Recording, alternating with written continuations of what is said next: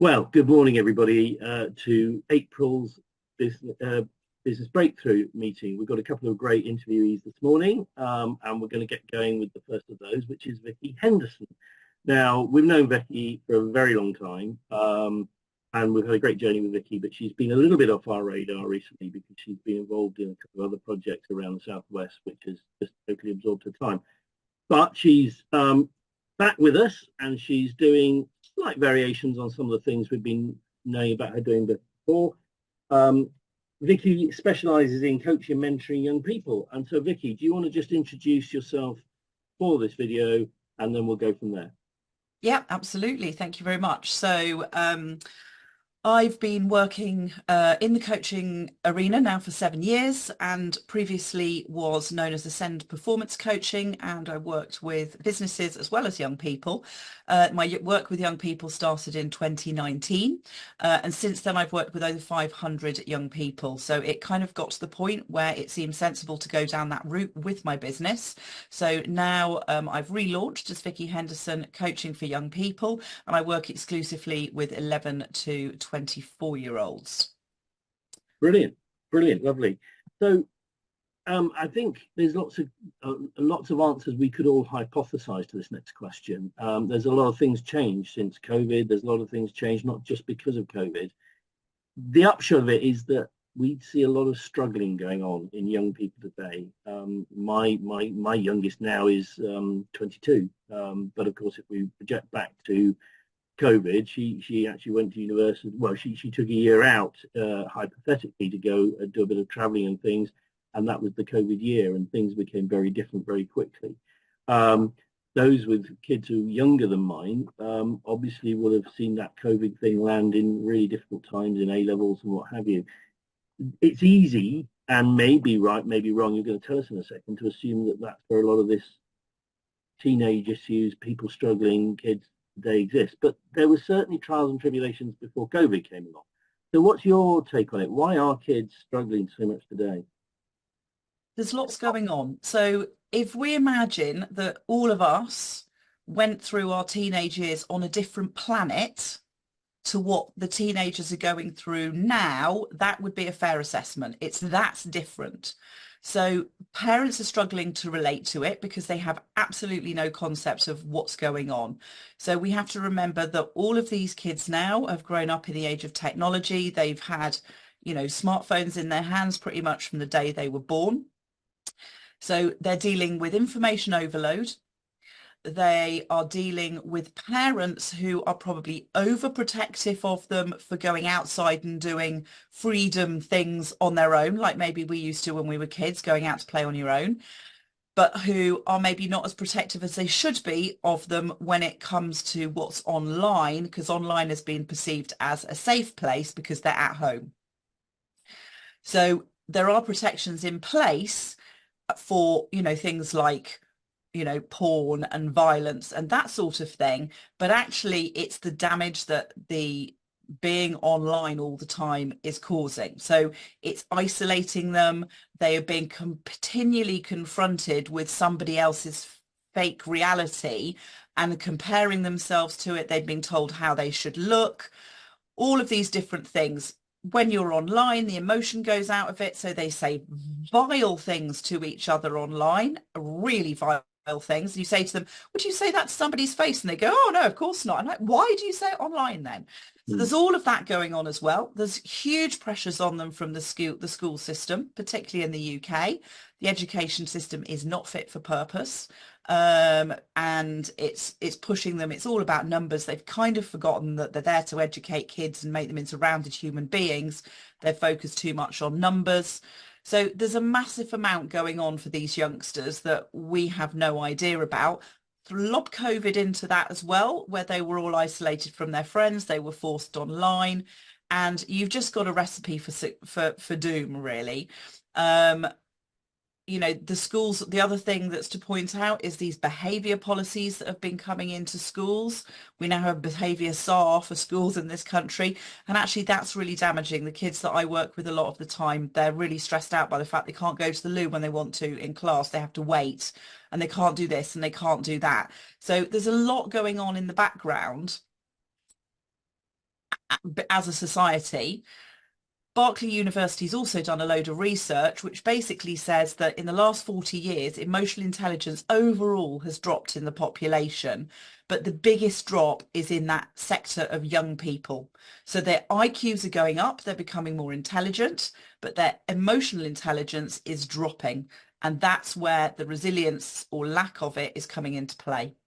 There's some really interesting research done at Berkeley in emotional intelligence areas. When certainly when we were looking at how online meeting as we are now versus person-to-person meeting, there's some really fascinating facts about how it works on the emotional intelligence level. But we won't get drawn into that. Listen, there are two things which you've said there in simple terms, which sort of catch my thought. I'd just like to explore a little bit with you. What the two are sort of risk aversion that we sit in now, and also the concepts of real versus digital. So just taking those one at a time, and preceding them a little bit with actually acknowledging that it is such a different world for young people in schools today, and certainly my middle one, who's 24, it surprised me a year or so ago when, she was saying for her, what young people are going through in schools today, they've got younger cousins and the like, she doesn't get it. She's 24, and it's just like, Yeah. it's like, oh my word, this is really, really, really a big issue. Risk aversion as a society, I think it's easy to say and possibly reasonably accurate. We are a lot more risk averse than we were in the past. And that obviously can be last year, last decade, last whatever. And there's certainly, those of us who are in any way do things that are affected by health and safety. I've got a background in putting festivals together and touring large shows. And I you're in theatres or talking to people today, and there are things that as a society we're much more risk averse to today than if we go back 20 years we would have been. And I'm not saying that in the example I'm giving there is a bad thing, because you learn from things that go wrong and you put measures in place.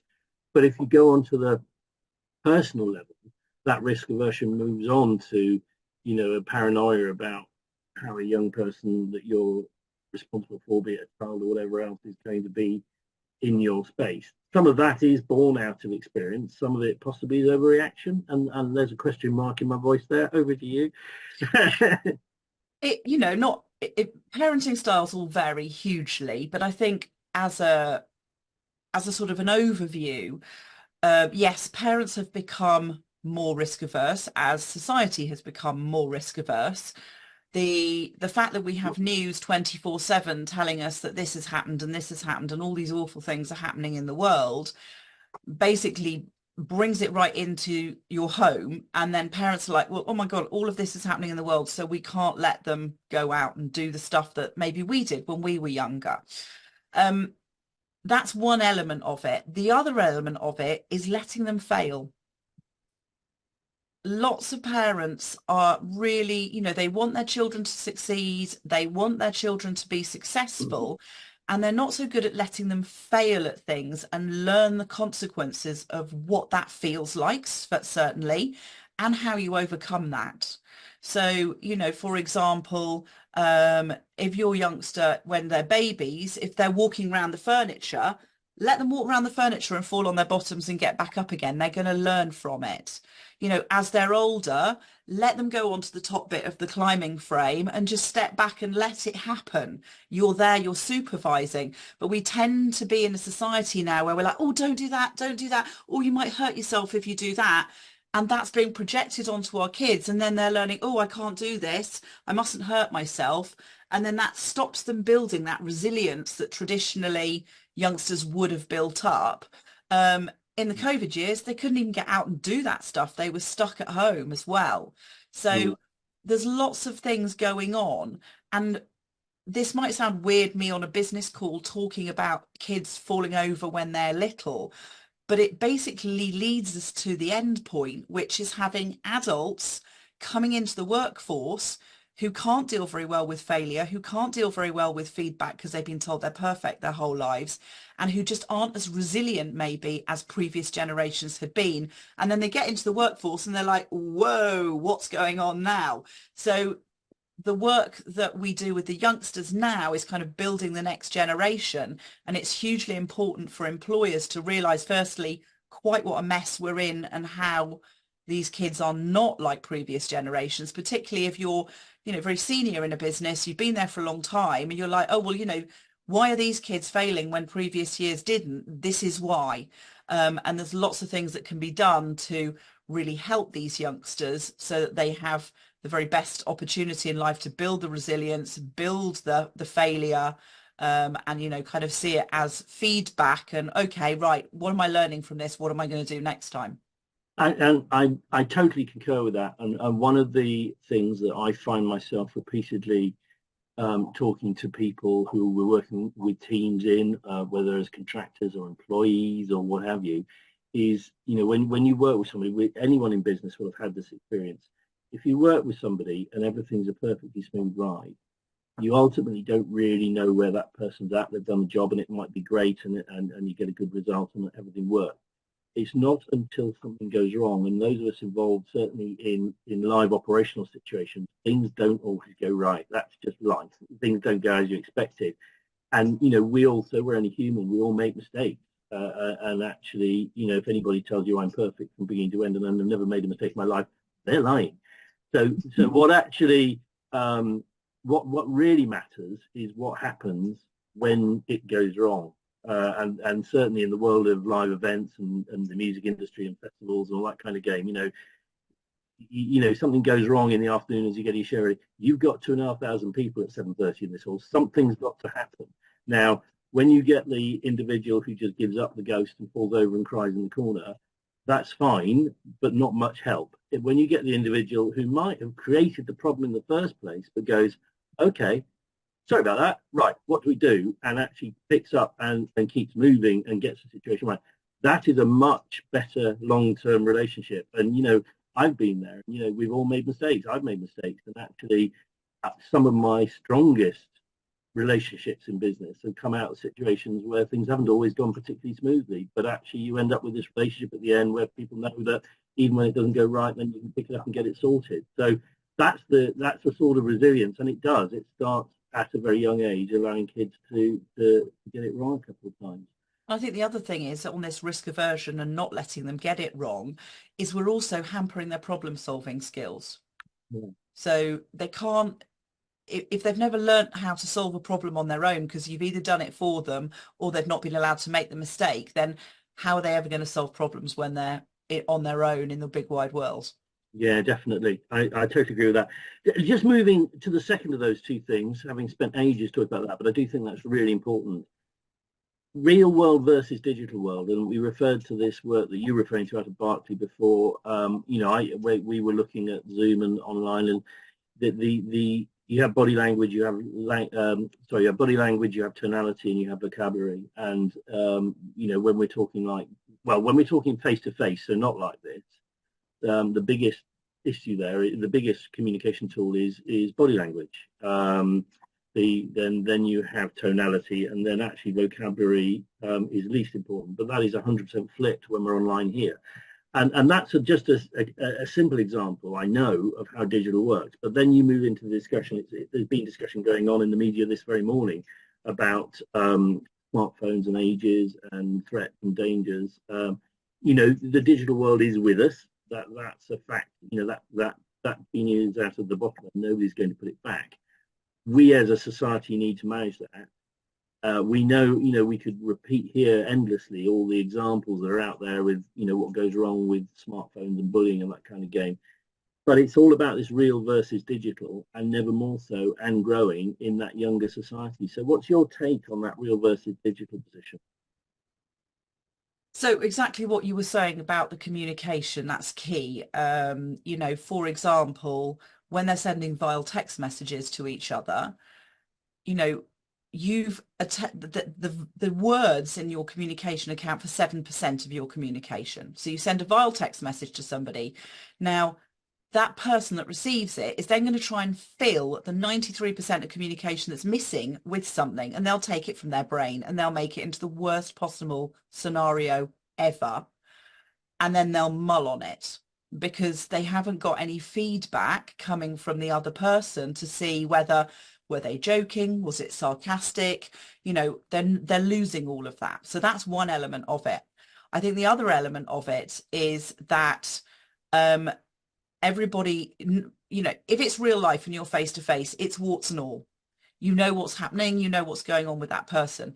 If it's not, if it's digital, then you don't know if it's real or not. There's so much fake stuff out there. You know, people are using filters to sort of show what they look like. So you've got a teenage girl sitting there looking at somebody who's used a filter going, well, I don't look like that. Well, you're never going to look like that because it's not real. It's fake, so to speak.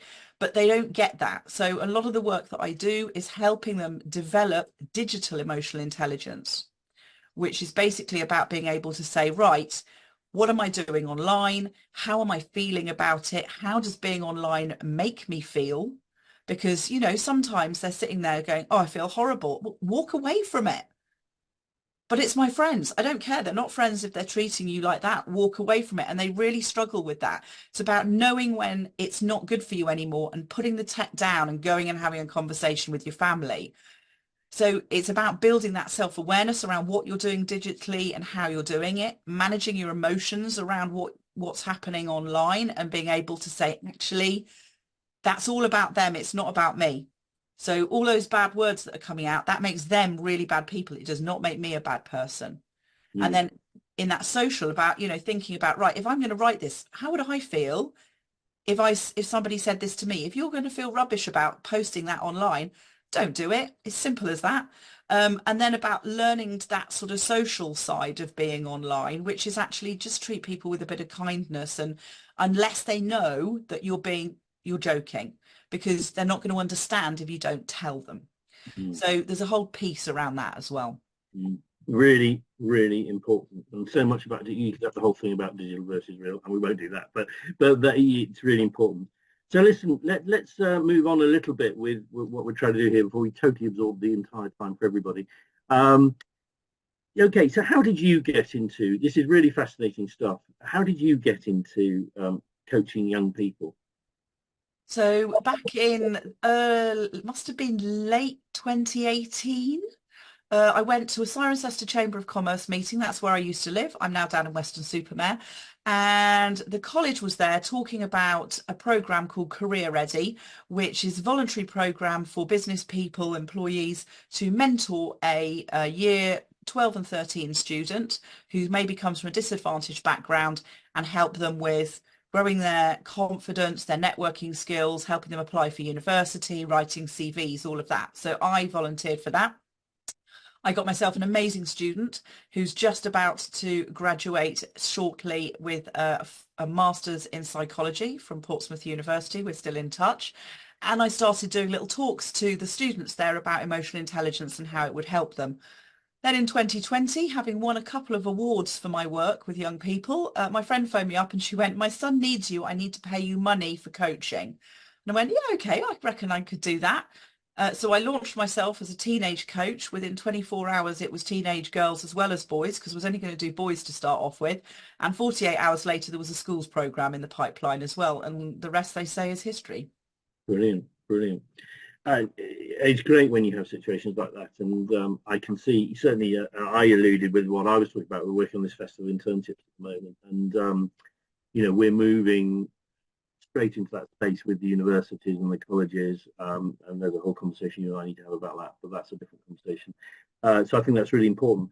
So what is the support? So when you actually engage and you have a client that comes along and you're starting working with somebody, what is it you're actually offering in a nutshell? So far it's been parents getting in touch with me saying, help, my child is struggling. And then we engage in one-to-one coaching, which is all done online, ironically, but it means I can help people anywhere in the world. So that's what it's been up until January of this year, because it ran alongside other stuff. in January, I've started to add in what we call self-led tools. So can't afford the one-to-one coaching or don't want to do it. So there's a couple of things available. Most of them are still in the pipeline and they're coming soon. I can also deliver, educational, inspirational talks for schools, universities and colleges, and I've got some programs for those. But the newest part of my business is actually working with employers of first-time employees. So basically going into the employer and saying, right, if you want this to be successful, if you want this person to thrive and you want to retain them, you're going to have to approach things maybe a little bit differently. So looking at how you can prepare the young person for the world of work, how you can onboard them in a way that is more enticing to them, that they understand, and maybe filling some of those gaps that employers don't quite realize are there. And then obviously, if necessary, supporting that young person through the first few weeks of their employment so that they get off to a jump start. Brilliant. Okay. And so we're all on, well, I don't know, we did a moment ago, we haven't got many teenagers on this call, but we all know people with teenagers and things. So what would you be saying to people, when you talk about this in a, and somebody's saying to you, oh, I wonder if, and what about, and isn't it difficult? What is it that you're saying? What's the advice that you put over to say, look at it like this? What would you say? I think my biggest piece of advice to everybody at the moment is take a long look in the mirror and ask if you've done enough personal development around your mindset, around levels of anxiety, etc., how you manage your emotions, and embrace personal development. And then that will give you a much better platform to go and talk to young people about the importance of personal development, that it's about learning about yourself. It's about developing you as an individual, because schools don't do that bit. They need to really get into the joy of developing yourself as a person, because I meet a lot of resistance. So that would be my biggest thing, which is embrace personal development in your own lives and then spread the word to the youngsters of today that actually personal development, working on yourself, talking about what's going on in your head is probably the biggest gift you can give yourself in your lifetime. Brilliant. And I know that, you said yourself a moment ago, but I know that you've got a slightly multicultural background, and I know, you're saying you're working across international divides. So do you see cross-cultural differentials in these young people that you're working with and talking to? Yeah, hugely. So the Brits are in a right pickle, generally speaking, whereas a lot of the maybe overseas students that I'm working with are focusing much more on, right, I know how am I going to develop myself? They're more open-minded to it, but also it's looking about getting direction for their future, clarity around what they want to do. So I've done quite a lot of work up in London with international students around interview techniques, applying for university, communication skills, all of that side of it. Whereas most of the UK kids that I'm working with, it's around mental health issues. Brilliant. Okay. Vicky, that's been really interesting. Has anyone got anything they'd like to ask Vicky? Jill's got her hand straight up there, has Nick. So let's go. Jill, you beat Nick to it by a hair, but we'll come to Nick in a minute. Jill, over to you. So Vicky, really interesting what you were saying about working with employers on that whole onboarding piece. So do you find that that is also then getting into the area of diversity and inclusion and, neuros things and all of that side of things, which I know you're very familiar with. So is that sort of enriching that, or are you trying to keep that sort of a little bit separate? Well, it's such a new service, Jill, but basically it's grown out of what I did last year, which was I worked on a government-led funded program getting young people with autism and learning difficulties into the workplace. And oh my goodness me, do they discriminate, even the disability confident employers. So yes, that's very much in my mind, is about not only understanding a neurotypical youngster, but actually there's a huge talent pool out there who just can't deal with modern recruitment and onboarding. Well, they're not even getting to the onboarding. They're not even getting through the recruitment processes in a lot of cases. So probably a separate issue, but it is an area that I'm very passionate about. Yeah. Brilliant. Nikki, Vicky, I'd like to talk to you some about that stuff as well when we go on. I know Mark's got his hands up, but let's go to Nick first, and then we'll go to Mark. Nick, over to you. So that was really interesting. Thanks, Vicky. Question is in two parts. So the first part is you sort of seem to indicate, especially when you're giving advice, you know, when you're dealing with young teenagers who parents call in because there is a problem, they call you in to help resolve these issues. What percentage, and this is very rough, but what percentage in your experience of the dealing with these projects that you do are due to the need for change in the parent rather than need for change in the teenager? So, you know, is it 50-50? Is it 80-20? I mean, where's the balance of mindset change that's needed? It strikes me that a lot of issues we see with young people is because of our own mindset. You know, the famous quotation, you know, children today have bad manners, contempt for authority, they disrespect their parents, they love to chatter. I mean, that was written by Plato. So, you know, there's nothing new under the sun. I'm just wondering, where is the balance of mindset change that you see needs to happen? Probably about 90-10. On the parent side? On the parent side. So interesting. I'm going to caveat what I'm about to say with, sure, everyone in life is doing the best they can with the tools they have available from a place of love. Of course. But lots of people just don't have the tools available. So youngsters are growing up now, their parents are stressed, they're anxious, they're overworked, they're struggling to meet the financial demands of life. Kids are looking at that going, what on earth am I growing up into? But if you're growing up around stressed, anxious parents, they're going to be projecting that onto you from the day you're born. And that 0 to 7 phase is key. So they will be automatically learning that life is stressful and life is anxious. So there's a huge link between the two, but that's then compounded by other things. So there is a lot of scope. I do a lot of support for parents as well. I don't coach them per se, but I do support parents a lot. I don't tend to step into the arena of, actually, if we could work on your mindset, your kid's life would be a lot easier. It's not my area of specialty, although it could be. But yeah, there's a huge link between the two, and a lot of what's coming at the moment, Nick, in what I'm doing is going to be stuff for parents around that, around take a look in the mirror. How could you do things differently, you know, et cetera, et cetera. But yeah, there's a massive link there. Yeah, and that's certainly the work we do, is looking at that stress, because, you know, this old mindset in a new corporate environment, you know, creates that stress. So if you change it, you can't change the environment. The only thing you can do is change how you see it. If you change how you see it, and it will change for you. And the second part of the question is, but I think you kind of answered it, is that this is not new. Okay, I mean, teenagers, parents, you know, tout ça change. When you separate the chaff out of the wheat, what percent do you think is due to the fact that actually this isn't a new issue, it's been around for a lot, versus actually this is a lot new? I got the impression you feel that it's actually much newer than the past, but I'd be interested to see what you feel in terms of the parent-teenager relationships and the difficulties that arise. So this is an interesting one. So I talk a lot about this to youngsters, that if we were describing me today, I was a stressed out, anxious teenager with a lot of issues going on. When I was at school, I was a little bit worried about stuff from time to time. And if you use, oh, I'm a bit worried about things, it has a very different psychological impact on you if you're talking about stress and anxiety. But what's different now was that we were in our own little bubbles.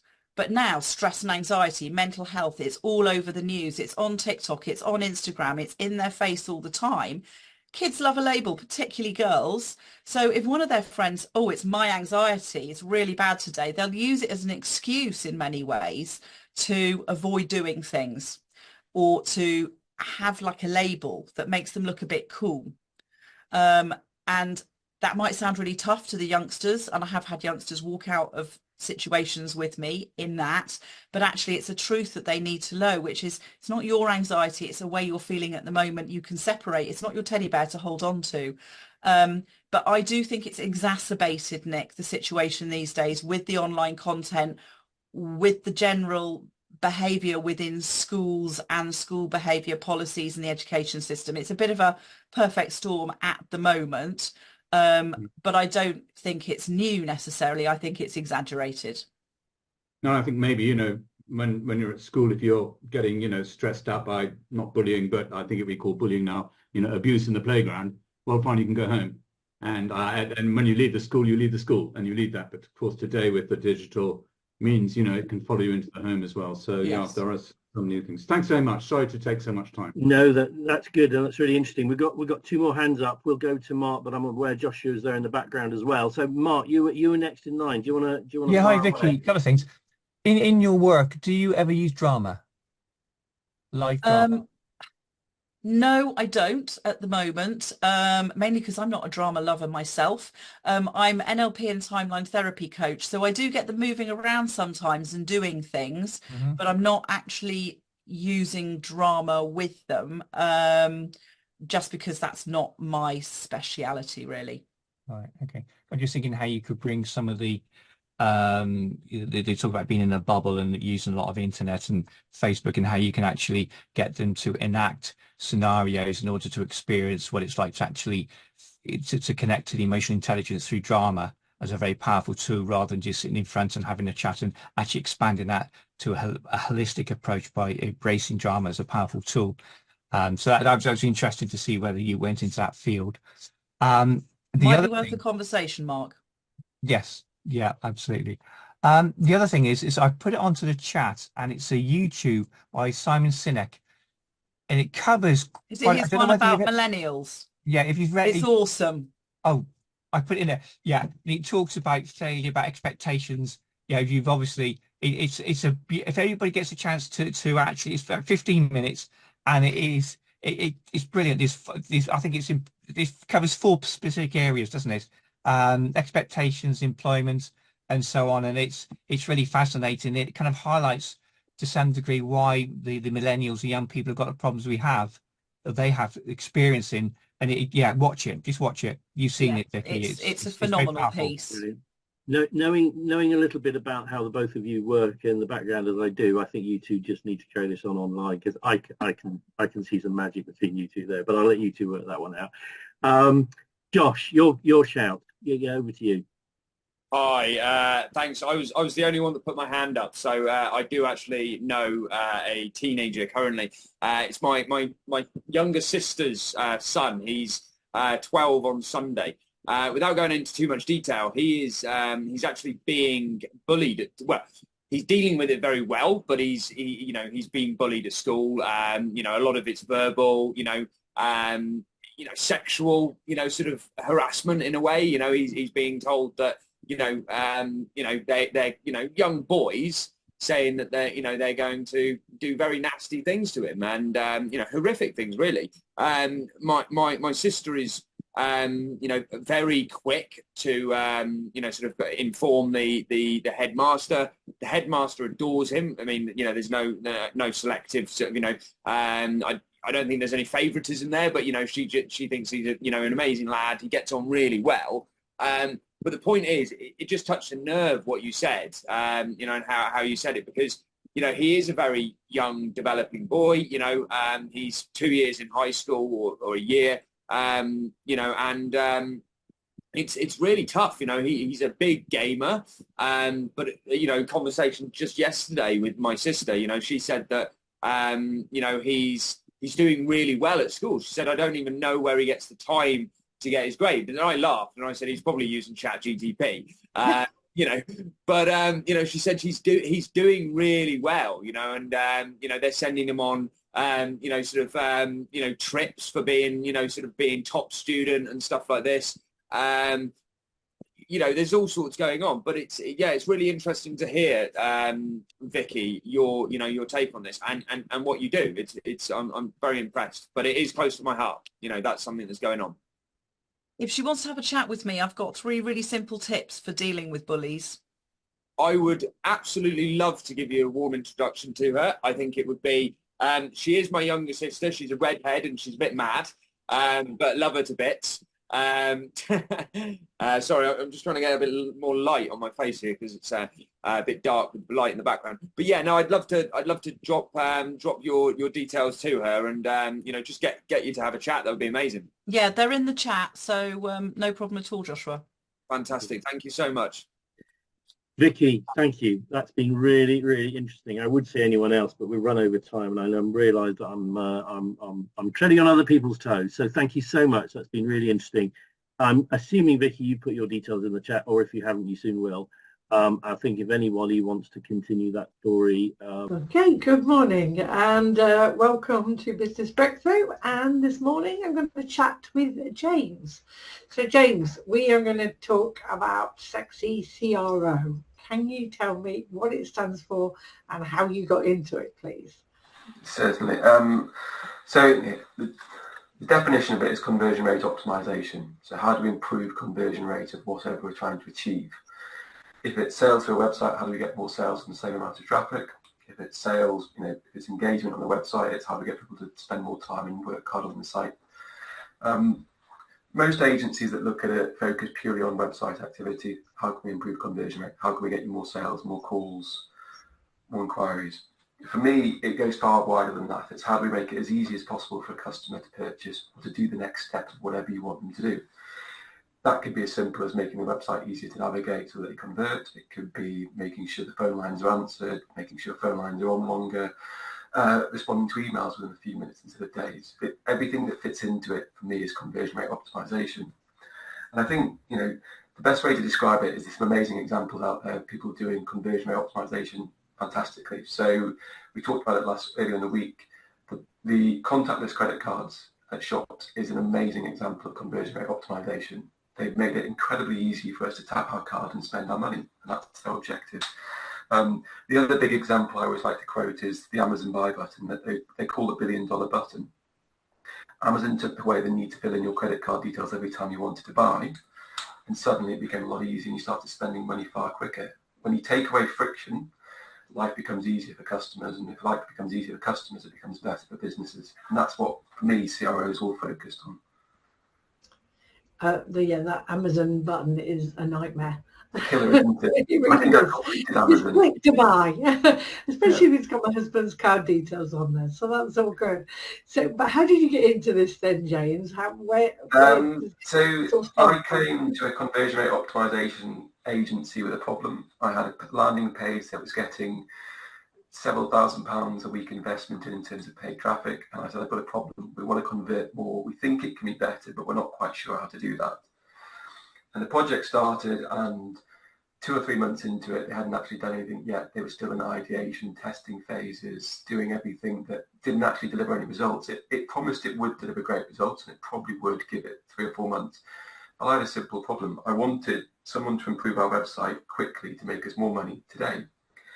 And after spending a small ton of cash on this agency, we parted ways, and I said, well, actually, I could probably build this myself and make a simple thing that you run one page through it and say, how can we make this one page slightly better? And if we can make this one page slightly better, we'll gain the trust of someone, and then we can do more of it. Because what you see on a lot of websites, there's a lot of easy, quick wins, and it just takes a third party to look at it to find those problems, fix those problems, and then we can say, okay, CRO is a long-term, slow-burning process. It's going to have an impact on the first couple of days, but after that, once you've had the easy wins, it's the marginal gains.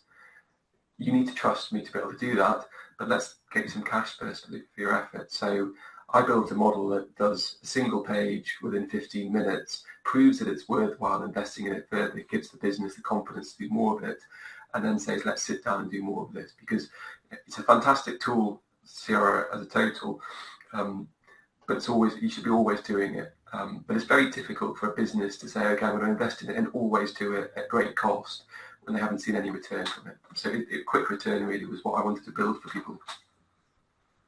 Great. I mean, what are some of the we all know, but can you give me an example of one of the worst mistakes you've ever seen, or some of the worst mistakes you've seen? Yeah. So I see the worst mistake on a daily basis, and it's when people are paying for traffic through AdWords. They're spending, the industries we've got experts in, we know they're spending between £2 and £5 per click.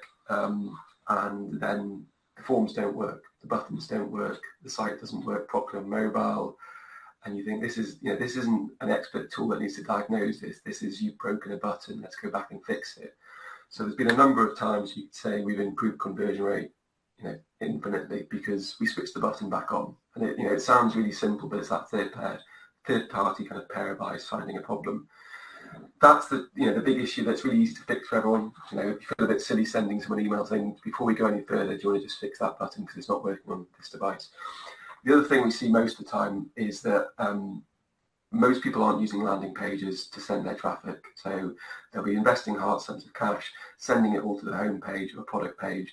But fundamentally, the rule should always be, if you're paying for traffic to go to your site, or you're directing traffic, let's say through an email campaign, it should be on a landing page.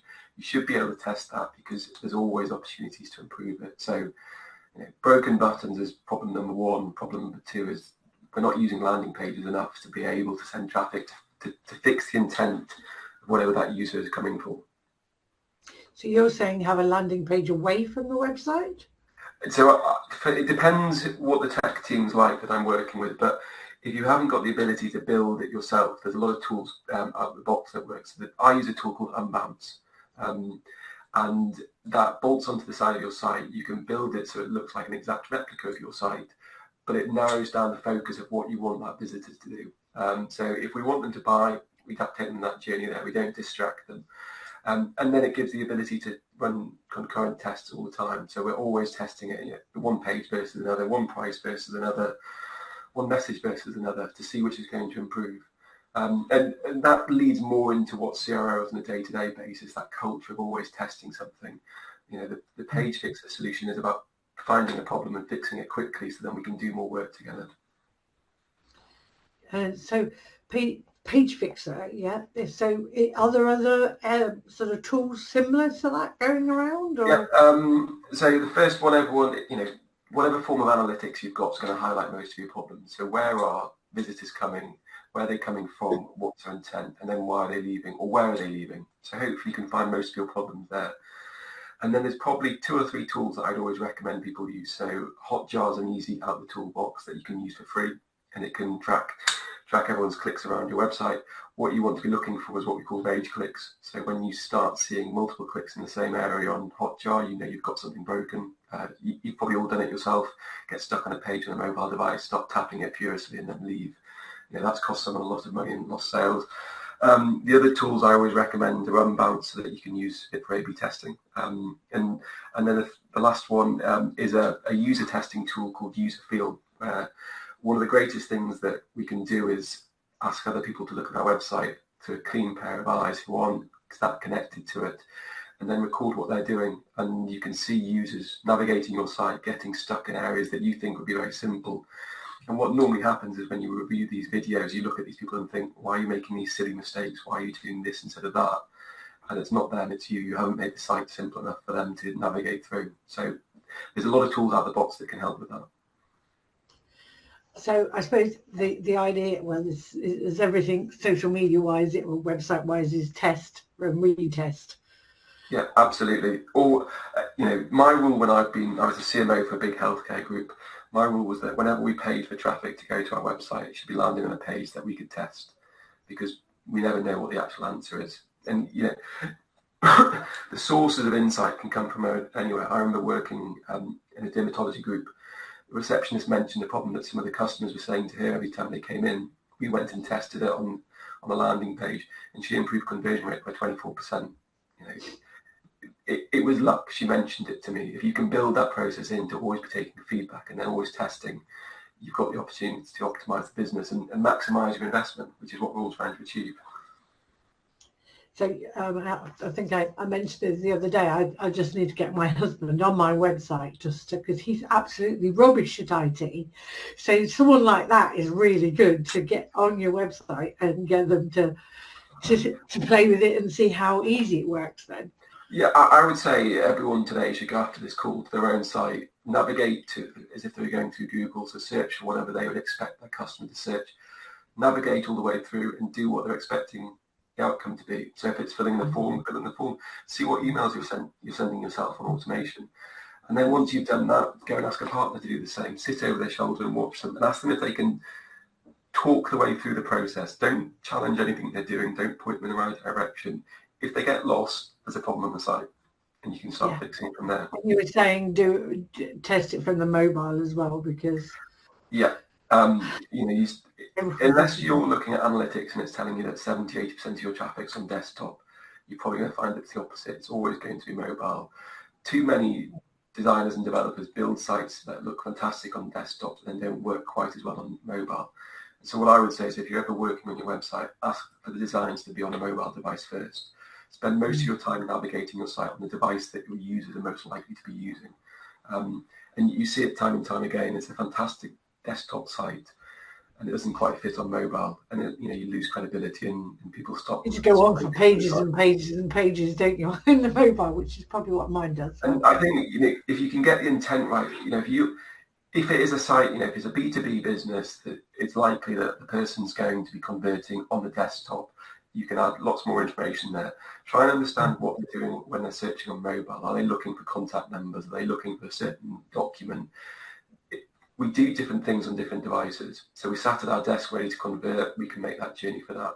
If we're out and about on our telephone, maybe it's the contact number or it's a quick FAQ that they need to be able to answer.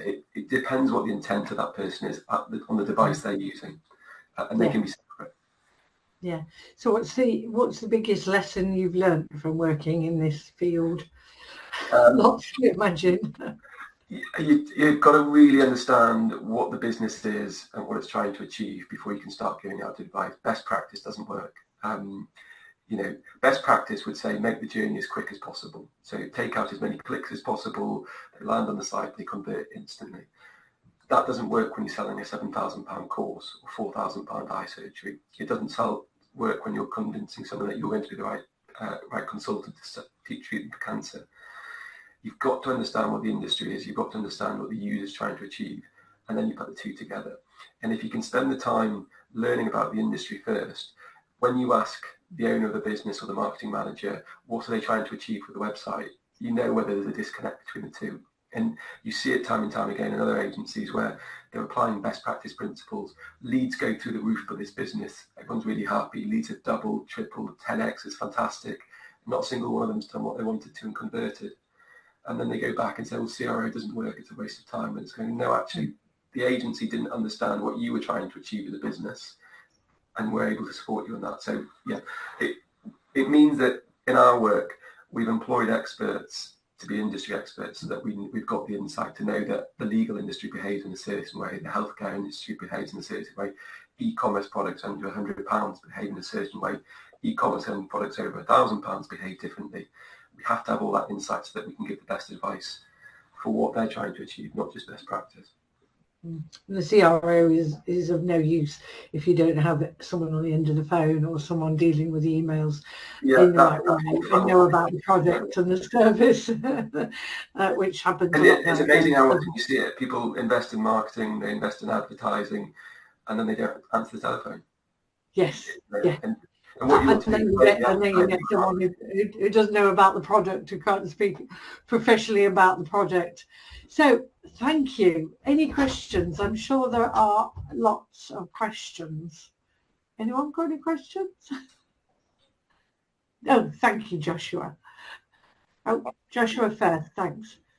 Sorry, James. Thank you for that. It was a really interesting talk. I also have a question, as did I for Vicky. I've got obviously a small business, and part of my business is contacting sort of landlords that may they're tired, they have have issues with tenants. So it's quite a niche criteria that we're trying to contact. Landlords that want to change an agency, or they're just fed up with managing it themselves. There's a lot of change in legislation. The reason why I'm saying that is because what you're saying about sort of having a separate landing page, that resonates with me quite a lot. Also, I'm assuming that could potentially help with SEO, because you might be able to sort of use back end links between the websites and things like that. I don't know how much detail, but I'd love to have maybe another chat with you about that, because it does sound very interesting news. I think it's a really interesting sector. So yes, landing pages work well for you. You wouldn't have to build a specific one for maybe paid advertising versus SEO. But what's really interesting is that, so you'll have clients that you'll go to and say, look, we offer this service, but there should be clients out there who are looking for you today. And you know what they're going to be doing. They've just had a terrible experience with a tenant, or they've been let down by something. They've come to the end of the tether. What does that person who's come to the end of the tether, who desperately needs your service, do next? And it's probably search for Google, and what are they searching for? And what do they want to achieve on that? And you know, if we use me for an example, if I've gone, right, I just need an expert to come in and help, I go and search for in Google, find you, I really want to speak to you quickly. You know, I want to see if you're a real person, you're going to be able to help me. So you could say your landing page is going to pick up a bit of paid search on specific terms that distressed landlords are facing. And the first thing you're saying is, look, we understand this problem. We've helped all of these different people sort this out. Here's 100 testimonials saying we're great. Speak to me. You know, book a meeting with me, call my number, and that's my next step. And then I'm in and I get to speak to you, and we move on from there. But it's understanding what those people are trying to achieve at that moment of when they want to come to you. Yeah, no, absolutely. Very interesting. Thank you for that. I appreciate it. Nick, thank you. Yeah, a majority of the business we get is word of mouth. Okay, so and because we sell big ticket items, you know, tens of thousands of pounds at a go, we've tried all the normal marketing stuff. We have testimonies, we get money back guarantee, we've got fantastic results. But the normal, you know, and so many people get so many emails nowadays, you know, they probably don't even read. We looked at, you know, the emails we sent out, a very small percentage even opened. So I'm just wondering, is there a strategy that you know that can actually leverage the word of mouth and leverage clients or past clients without being, if you like, overbearing? Is there anything or any insights you have on trying to leverage word of mouth? Because that's where we get our business from. So rather than trying all these newfangled approach or new approaches, I'm just wondering if we can actually leverage what we already have. So yes and no would be the short answer to that. The stuff that we do, it needs to have a certain volume of traffic for it to be successful. So I work with a lot of businesses who come to and say, can we do this? And we say, well, actually, if word of mouth is the best thing for you, find a way to make more of that. The solution is a kind of a funnel optimization challenge. Is when you create these opportunities where they're slipping out. So if we talk about email for a second, there's a lot of tools out there that can check that your emails are getting through. And so when I launched my business, 45% of my emails never got through past the spam filter. If you were on Outlook, 90% of my emails wouldn't get to you. So it's fixing those things. So I would say, you know, you keep delivering the fantastic service, and then you go through every touch point that's available and tighten it up. So if emails aren't being opened, it's probably even lower because Apple pre-opens all emails and reads them. So if it's on Apple devices, the open rate's even worse. You fix that element. You then look at, you know, when are people contacting you? What's their process for contacting? What I've found a lot on the kind of the service selling side of things is actually, you know, the simple tool of Calendly, allowing people to schedule meetings that are convenient for them and creating their diary. So, you know, if I want to speak to you, Nick, make it easy for me to do that. I can send you a message. Emails are responded to quickly. I can book it. Diary management is such a challenge for us that you just say, look, okay, let's not mess around. Pick a time that suits you, and we'll fit there. But it's not here's the campaign that's going to work for you and it's going to send you loads of traffic, because you probably know the people you can work with. It's making sure that when they come to you, they're not going to slip out the side. Would be my suggestion, and it would just tighten up around all the areas that slip. So email kills me. I still get a ton of emails going into spam. It's so frustrating. And the better the offer you create, the more likely it is to go into spam. You know, a money back guarantee is something I offer. You put money back guarantee on an email, then you get in the spam filter, aren't you? So check that that's not a problem. Are you using Facebook advertising instead of email? Do you find that one is more effective than the other? So for me, I find LinkedIn advertising is probably most effective. I find Facebook, I've always struggled on a B2B service. I know a couple of agencies that do a fantastic job for B2B agencies through Facebook, and they always outperform what I'd ever expect. But you know, I'm probably new. I know who my customers are going to be, and I know their names. What I want to do is get in front of them and talk. And then when they say, actually, James, we want to speak to you, I make it as easy as possible. So my Calendly diary is open, apart from doing bath time with the kids, is open from about 7 in the morning till 10 o'clock at night, because that's always going to create an opportunity for me. And then emails, I'm always trying to fix and email just doesn't work as a channel for me, because I get blocked in the spam, because I'll offer a free guarantee, you know. So it's one of the touch points, and however you can make those a little bit tighter so things don't creep outside, and then make it easy for me as a customer to take the next step with you. Thank you. Thank you. Thank you, James. That's really interesting. And right, okay, over to Jill.